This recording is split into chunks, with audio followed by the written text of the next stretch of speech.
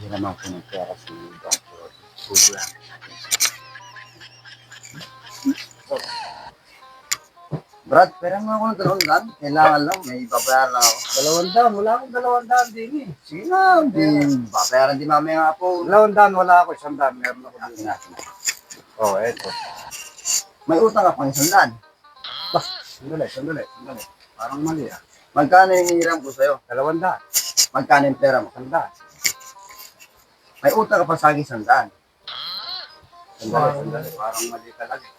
Magkano yung hiniram ko sa'yo? 200, Eh, magkano yung pera mo? 100. Magkano ngayon yung utang ko sa'yo? 100, Wala na akong utang, ha? wala. Eh, paano yung utang mo sa akin ngayon? O eto, akala ko niloloko mo ako. Hindi, lolo ko. Ka namang kita.